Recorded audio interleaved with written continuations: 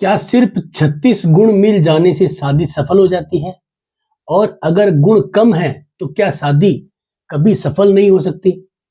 इस वीडियो के अंत तक आप जान जाएंगे कि कुंडली मिलान का सही तरीका क्या है और 90% लोग कहाँ सबसे बड़ी गलती करते हैं। अगर आप या आपके घर में शादी की बात चल रही है तो ये वीडियो मिस मत कीजिए, क्योंकि ये वीडियो आपके लिए बहुत जरूरी है। कुंडली मिलान भारतीय वैदिक ज्योतिष का एक बहुत ही महत्वपूर्ण हिस्सा है। शादी सिर्फ दो लोगों का नहीं, बल्कि दो जीवन, दो परिवार और दो भाग्यों का मिलन होता है। इसलिए शादी में पहले वर और वधू की कुंडली मिलान किया जाता है। कुंडली मिलान में मुख्य रूप से अष्टकूट मिलान किया जाता है, जिसमें कुल 8 कूट होते हैं और इनके जोड़ से 36 गुण बनते हैं। सबसे पहला है वर्ण, जो मानसिक स्तर को दिखाता है, यानी कि दोनों का मानसिक स्तर कितना है, कहां तक लोग एडजस्ट कर सकते हैं। वश्य, नियंत्रण और सामंजस्य, यानी कि दोनों में से किसका नियंत्रण रहेगा, दोनों का सामंजस्य क्या है। तारा, आपका स्वास्थ्य और भाग्य उदय दिखाता है। और नंबर 4 है योनि, जो आपकी शारीरिक व भावनात्मक संबंध को दिखाती है, यानी कि आप शारीरिक रूप से किस तरह के योनि के हैं। और 5वां जो सबसे महत्वपूर्ण है वो है आपका ग्रह मैत्री। ग्रह मैत्री जो है वो दोनों का आपसी जो वॉइस कम्युनिकेशन है उसको दिखाती है। किसी ने कहा कि मुझे ये चीज पसंद है तो दूसरे ने कहा चलो अच्छी बात है, आप ये चीज ले लीजिए, तो ये आपका ग्रह मैत्री बताती है। छठा है गण, यानी कि स्वभाव, कि आपका स्वभाव किस तरह का है, कुटुंब के साथ आप कैसे एडजस्ट करेंगे, माता पिता के साथ किस तरह से रहेंगे, यानी कि सास ससुर के साथ, और उसकी छोटे भाई बहन यानी कि इन-लॉज के साथ आपका कैसा रहेगा रुझान, ये सब दिखाता है आपका ये चीज। और उसके बाद है बुकुट। बुकुट आपका दिखाता है जीवन के अंदर स्थिरता कितनी है, धन लाभ कितना होगा, ये सब बुकुट के अधीन आता है। इसके बाद आती है नाड़ी। नाड़ी आपकी संतान और स्वास्थ्य को दिखाती है, क्योंकि नाड़ी से संतान का भी योग बनता है और स्वास्थ्य में किस तरह का योग चलना है वो भी नाड़ी बताती है। इन 36 में से 18 गुण से ऊपर मिलना सामान्यतः विवाह के लिए ठीक माना जाता है। यहाँ सबसे बड़ी गलती होती है सिर्फ 36 गुण देखना, यानी कि अधूरा ज्ञान, क्योंकि इसमें बहुत सारी और भी चीजें हैं, जैसे कि मंगल दोष। जैसे आपके सामने स्क्रीन पे जो कुंडली है, इसमें जो जातक है वो मंगल है, यानी कि 7वें घर के अंदर जो है वो मंगलिक योग बनता है। जन्म कुंडली में लग्न में, चौथे में, 7वें में, 8वें में और आपके 12वें घरों में मंगल का दोष माना जाता है। तो अगर आपकी कुंडली में मंगल का दोष है तो आपको यहाँ पे ध्यान रखना है।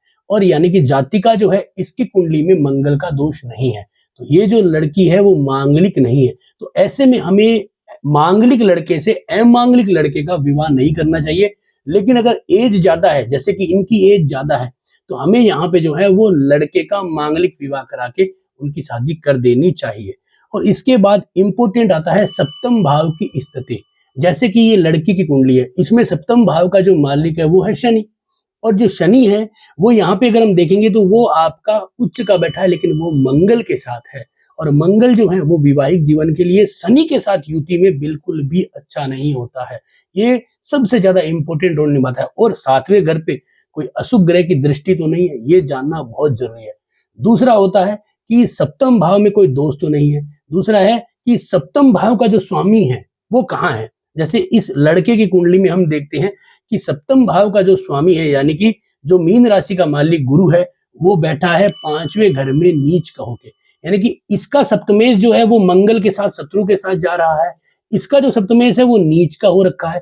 इसका तात्पर्य क्या है कि दोनों के सप्तम भाव डैमेज हैं। तो ऐसे कंडीशन में हम मैरिज के लिए यस कहें अच्छा नहीं है। जबकि कुंडली मिलान में 22 गुण मिल रहे हैं, जिसमें बुकुट और नाड़ी भी मिल रहा है, तो ये जानना बहुत जरूरी है। और तीसरा जो पॉइंट होता है वो होता है लड़के की कुंडली में शुक्र की स्थिति। तो यहाँ पे लड़के की कुंडली में शुक्र उच्च का है, चंद्रमा और मंगल के साथ है, ये बहुत बढ़िया है। तो आप इस तरह के अगर कैलकुलेशन आते हैं तो उसके अंदर आप हाँ करिए, क्योंकि लड़के के लिए शुक्र को देखना है। और इसी की तरह लड़की की कुंडली में गुरु को देखिए। तो यहाँ पे जो गुरु है वो क्या कर रहा है, यहाँ पे बुध के साथ है, और गुरु धनु राशि के अंदर 5वें घर में दिखा रहा है, प्रेम संबंधों को दिखा रहा है। लेकिन गुरु द्विस्वभावी राशि का मालिक है और द्विस्वभावी राशि में बैठा है और द्विस्वभावी ग्रह के साथ है। इसका मतलब कि आपको लेट मैरिज या मैरिज में अड़चने दे सकता है। ये बहुत ही आपको समझदारी से इसको जानना है। अब यहाँ पे गुण मिलान तो हो रहा है, लेकिन तीसरा जो सबसे महत्वपूर्ण है वो होता है नवमास यानी कि D9 चार्ट। क्योंकि अगर आपका शरीर है तो आपकी पत्नी आपका दिल है, तो उसको देखना बहुत जरूरी है। तो जैसे कि हम यहाँ पे नवमास कुंडली देखते हैं, जैसे लड़की की नवमास कुंडली देखते हैं, तो यहाँ पे हमें क्या नजर आता है कि ये जो सप्तमेश शनि है वो यहाँ पे तो उच्च का हुआ है, लेकिन नवमास में नीच का बैठा है। इसका मतलब ये दोष में है। तो इस तरह से हमें ध्यान रखना है। कई बार 20 गुण में भी शादी सफल हो जाती है और कई बार 32 गुण में भी तलाक के योग बन जाते हैं। सबसे ज्यादा डराया जाता है नाड़ी दोष से, लेकिन हर नाड़ी दोष अशुभ नहीं होता, क्योंकि नाड़ी दोष के भी उपाय होते हैं। क्योंकि यहाँ पे नाड़ी दोष को आप चरणों में, पदों में जब जाएंगे, या फिर आपका वर्ण कौन सा है, जैसे कि आपका अगर मान लीजिए ब्राह्मण वर्ण है, तो यहाँ पे आपको नाड़ी दोष नहीं लगता। और उसी तरह से मुकुट दोष भी कुछ लोगों में आपको ये योग जो है बड़ा नुकसानदायक दिखाया जाता है। सॉफ्टवेयर में आपको मुकुट में कई सारे दोष दिखाए जाएंगे, लेकिन मुकुट में 3 तरह के दोष होते हैं, जिनमें मुकुट 70% जो है वो नलिफाई हो जाता है। तो इसको आप विशेषकर किसी ज्योतिषाचार्य से मिलाएं। इसीलिए बिना जानकार ज्योतिषी के कुंडली मिलान पर फैसला लेना गलत होता है। अगर बिना कुंडली मिलान शादी हो जाए तो जरूरी नहीं है कि सब गलत हो, लेकिन कुंडली मिलान आपको पहले ही बता देता है कि शादी के बाद चुनौतियां क्या आने वाली है, मानसिक तालमेल कैसा रहेगा, संतान का योग कैसा होगा, आर्थिक स्थितियां कैसी होगी, अलगाव है या फिर स्थायित्व है।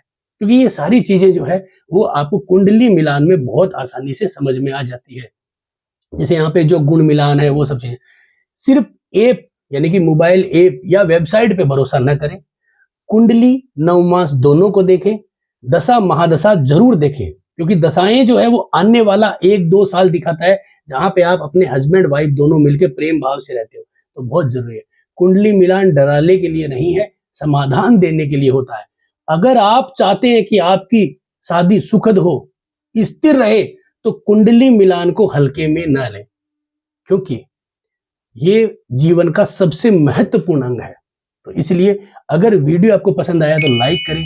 ऐसे ही ज्योतिष ज्ञान के लिए चैनल को सब्सक्राइब करें, और अगर कोई सवाल है तो कमेंट में जरूर कमेंट करें, क्योंकि आपका कमेंट हमें प्रोत्साहन देता है। धन्यवाद।